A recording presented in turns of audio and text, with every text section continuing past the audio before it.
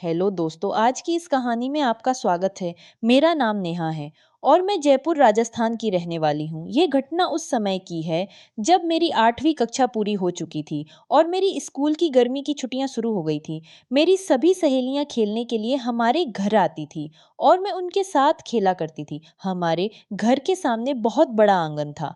इस वजह से मेरी सहेलियां हमेशा मेरे घर खेलने आती थी।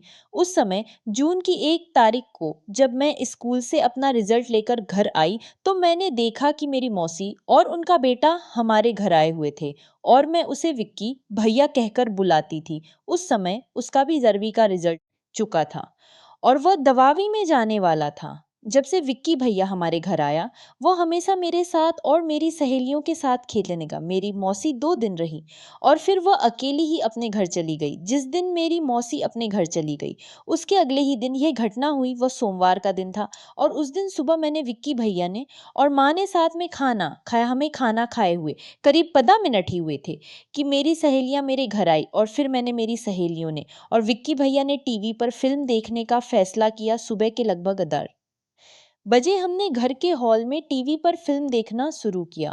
वो एक कॉमेडी फिल्म थी, इसलिए लिए हम सभी फिल्म देखने में बहुत मग्न हो गए और आसपास क्या चल रहा था इसका हमें कोई होश ही नहीं था। हम टीवी पर फिल्म देख रहे थे, तभी माँ हॉल में आई और उन्होंने मुझे और विक्की भैया को कहा मैं बाजार जा रही हूँ और 2 घंटे में घर आऊंगी। हम दोनों फिल्म देखने में इतने मग्न थे कि हमने बस से लाकर उनकी बात का जवाब दे दिया। माँ ने घर का दरवाजा बंद किया और बाजार चली गई। हम सभी फिल्म देखने में खोए हुए थे। करीब 2 घंटे बाद में फिल्म खत्म हुई और फिर मेरी सहेलियां कहने लगी शाम को खेलने आएंगे और ये कहकर वो अपने घर चली गई। फिर मैंने दरवाजा बंद किया और विक्की भैया ने टीवी बंद किया।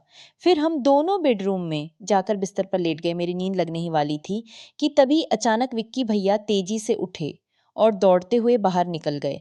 मैं घबरा गई और सोचने लगी कि इन्हें क्या हुआ, ये से अचानक क्यों भाग गए। यह सोचकर मैं भी जल्दी से उठी और उनके पीछे ओढ़ पड़ी। वो दौड़ते हुए बाथरूम की ओर गए और उन्होंने बाथरूम के दरवाजे पर जोर से धक्का मारा और घबराहट में बाथरूम के अंदर चले गए। जैसे ही विक्की भैया बाथरूम में गए मेरी नज़र बाथरूम की खिड़की पर पड़ी। बाथरूम की खिड़की खुली ही थी, इसलिए मैं दौड़ते हुए बाथरूम की खिड़की के पास गई और अंदर झांकने लगी। अंदर मेरी माँ बैठी कपड़े धो रही थी और वह उनके सामने खड़ा पेशाब कर रहा था। माँ को सामने देखकर विक्की भैया का चेहरा डर से खुला का खुला रह गया, जैसे उसे समझ में ही नहीं आ रहा था कि क्या हो रहा है। वो माँ के चेहरे की ओर देखे जा रहा था। माँ के चेहरे को देखकर ऐसा लग रहा था जैसे अचानक यह सब देखकर उसे भी एक बड़ा झटका लगा हो। वह भी उसकी ओर देख रही थी। कुछ सेकंड तक वह माँ के चेहरे की ओर देखता रहा और माँ भी उसे देख रही थी। कुछ सेकंड बाद विक्की भैया थोड़ा होश में आया और उसने जोर से छींकना शुरू कर दिया। उसे इतनी जोर से छींक आई कि उसके छींटे सीधे माँ के चेहरे पर जा गिरे। मन के चेहरे पर छींटे पड़ते ही विक्की भैया के चेहरे पर ऐसा भाव आ गया जैसे अब उसे दिल का दौरा पड़ने वाला हो। अगले कुछ सेकंड में उसने इतनी जोर से छींक मारी कि माँ का पूरा चेहरा भीग गया। उसके छींटे माँ के पूरे चेहरे पर गिर रहे थे, जिससे वो भीग गई थी। लगभग 1 मिनट हाथों में पानी लिया और अपने चेहरे को धोया। फिर उसने उसकी ओर देखा। माँ के उसकी ओर देखते ही विक्की भैया डर के मारे कांपने लगा। तभी अचानक माँ ने अब सामने रखी कपने गापड़ों की बाल्टी को एक तरफ सरकाया और उठ खड़ी हुई। अब विक्की भैया और भी ज्यादा डर गया और उसका चेहरा रोने जैसा हो गया। वह डरते डरते पीछे हटने लगा और माँ से माफी मांगने लगा। जब वह डरते डरते पीछे हट रहा था तब उसके दोनों हाथ डर के मारे कांप रहे थे, जैसे वो भूल गया हो कि क्या करना है। उसके बाद विक्की भैया डरते हुए बोला सॉरी मौसी, गलती से हो गया। मुझे सच में नहीं पता था कि आप बाथरूम में हैं। मुझे लगा कि आप बाजार गई थी। आपका बाजार से कब वापस आना हुआ यह मुझे पता ही नहीं चला।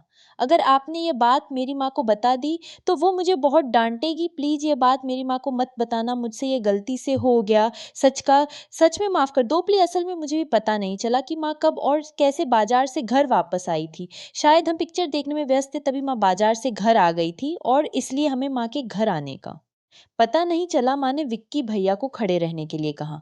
तब वह डर के मारे कांपते हुए खड़ा हो गया। माँ उसके पास गई और उन्होंने उसके दोनों हाथों को अपने हाथों में लिया और माँ ने कहा कोई बात नहीं हो जाता है। कभी कभी तुम डरो मत, मैं किसी को कुछ नहीं बताने में, तुम चिंता मत करो, मैं तुम्हारी मदद करूंगी। ये कहते हुए उन्होंने अपने दूसरे हाथ से उसके बालों में प्यार से हाथ पहनना शुरू कर दिया। जैसे वह उसे अपने हाथों से प्यार से सहला रही हो। 5 मिनट के बाद माँ ने उसके सिर पर रखा हाथ उसकी पीठ पर रख दिया और उसकी पीठ पर हल्के से हाथ फेरने लगी। अवी की भैया का ध्यान माँ की बातों पर बिल्कुल भी नहीं था, क्योंकि वह तो जैसे स्वर्ग में पहुंच गया था। शायद उसके लिए ये पहली बार था। माँ हल्के से मुस्कुरा कर बोली, जब तू छोटा था ना, तब तू कई बार मुझसे लिपट के सोता था और कई बार मुझे भिगो देता था। इतना ही नहीं, बचपन में तो कई बार जानबूझकर अपने उससे मुझे पूरा गिला कर देता था। ये कहते हुए माँ ने अपने दूसरे हाथ से उसकी पीठ पर फिर से प्यार से हाथ फेरा। विक्की भैया आनंद में इतना खो गया था कि उसके जैसे होश ही उठने लगे थे और वह बेहोश सा होने लगा था। तभी माँ ने अपना हाथ हटा लिया। बचपन से मैंने अपने घर के बड़े बुजुर्गों या अपनी माँ को कभी इस तरह कुछ करते हुए नहीं देखा था, और उस वक्त में छोटी थी तो समझ ही नहीं पा रही थी कि माँ विक्की भैया क्या कर रहे हैं और ऐसा क्यों कर रहे हैं। मेरे मन में कई सवाल उठ रहे थे। इन सवालों की वजह से मैं थोड़ी घबरा गई थी। फिर भी मैं चुपचाप खड़ी रहकर सब देख रही थी।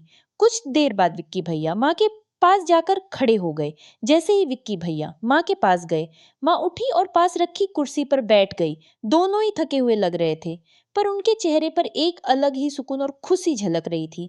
फिर माँ ने बाल्टी से पानी लिया और बोली। भैया ने जवाब दिया, वो बेडरूम में पलंग पर सो रही है। इतना सुनते ही माँ निश्चित हो गई। तभी मैं जल्दी से बेडरूम की ओर भागी और जाकर पलंग पर सोने का नाटक करने लगी। लगभग 5 मिनट बाद विक्की भैया भी बेडरूम में आया और मेरे पास पलंग पर लेट गया। कुछ ही देर में उसकी नींद लग गई और फिर मुझे भी नींद आ गई। शाम के करीब 400 बजे मेरी सहेलियां हमारे घर खेलने आई। तब माँ ने मुझे और विक्की भैया से को नींद से जगाया और फिर हम दोनों बाथरूम में जाकर अपने हाथ मुंह धोने लगे। हाथ मुंह धोने के बाद मैंने अपनी सहेलियों के साथ खेलना शुरू किया। हमने विक्की भैया को भी खेलने के लिए बुलाया, लेकिन माँ ने उसे हमारे साथ खेलने नहीं भेजा, इसलिए मैं अपनी सहेलियों के साथ खेलने चली गई। करीब आधे घंटे बाद मुझे प्यास लगी, तो मैं पानी पीने के लिए घर के अंदर आई। किचन में पहुंचने पर मैंने जो देखा उसे देखकर मैं जल्दी से दरवाजे के पीछे छुप गई और अंदर झांकने लगी। उस समय माँ ने अपनी आंखें बंद की हुई थी और वह किचन के काउंटर से लगकर खड़ी थी। करीब 5 मिनट तक मैं यह सब देखती रही। फिर मैं घर के बाहर चली गई और अपनी सहेलियों के साथ एक दूसरी सहेलियों के घर चली गई। वहां जाकर मैंने पानी पिया और अपनी सहेलियों को वहीं रुकने के लिए कहकर मैं अकेली वापस अपने घर आई। घर आकर मैंने देखा कि दरवाजा बंद था, तो मैं घर के पीछे के रास्ते से अंदर जाने लगी। तब मुझे किचन से कुछ आवाज सुनाई देने लगी, इसलिए मैं किचन की ओर गई। किचन में झांकना शुरू किया तो वहां दो लोग किचन में फर्श पर सोए हुए थे। वहां से अजीब सी आवाजें आ रही थी। काफी देर बाद उनकी आवाजें बंद हुई और वे दोनों जोर जोर से सांस ले रहे थे और अब किचन में सिर्फ उनकी सांसों की आवाज गूंज रही थी। थोड़ी देर बाद मैं उठकर बैठ गई और मैं वहां से वापस चली गई। रात के लगभग 7 बजे जब घर आई तो मैंने देखा कि विक्की भैया टीवी देख रहे थे और माँ किचन में खाना बना रही थी। फिर विक्की भैया के साथ में टीवी देखने लगी। रात में हमारे खाने के बाद माँ ने जानबूझकर उसे अपने पास सोने के लिए बुलाया। अब हम तीनों बेडरूम में एक ही बेड पर सोए हुए थे, लेकिन वे दोनों एक साथ सो गए थे। बेडरूम में अंधेरा था, इसलिए साफ साफ कुछ दिखाई नहीं दे रहा था, लेकिन उन दोनों की हरकतों से समझ आ रहा था कि वो क्या कर रहे हैं। कुछ ही मिनट में मेरी नींद लग गई।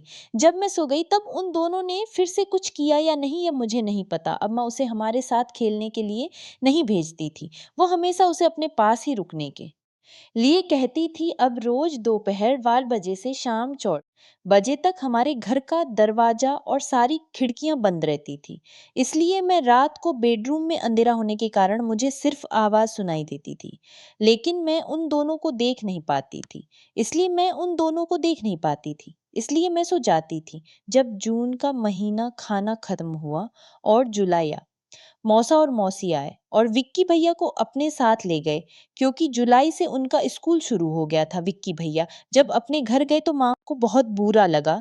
जब विक्की भैया की 10वीं बोर्ड की परीक्षा हुई तब माँ और मैं मौसी के घर गई और अगले दिन मेरे माँ विक्की भैया और मैं अपने घर लौट आए। उस समय भी मैं दिन में और रात में उन दोनों को देखने लगी।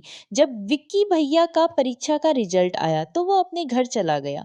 फिर उसने उन कॉलेज में एडमिशन लिया और वो अपनी कॉलेज की छुट्टियों में हमारे घर आता जाता रहता था। आज भी जब कभी विक्की भैया की कॉलेज में छुट्टियां होती है या उसकी परीक्षा खत्म होती है तो वो हमारे घर रहने आता है। आज विक्की भैया ग्रेजुएशन के तीसरे साल में है और मैं स्कूल में ग्रेजुएशन के तीसरे। आज भी मेरी माँ और मेरी मौसी के बेटे की मुलाकात होती रहती है। तो दोस्तों, ये थी हमारी आज की छोटी सी कहानी। आपको ये कहानी कैसी लगी कमेंट करके ज़रूर बताएं। अगर आपको ये कहानी पसंद आई हो तो इसे लाइक करें और अपने दोस्तों के साथ शेयर करें। आगे भी ऐसी ही रोमांचक कहानियों के लिए हमारे चैनल को सब्सक्राइब करें और बेल आइकन दबाना ना भूलें ताकि आप हमारी कोई भी कहानी मिस ना करें। धन्यवाद।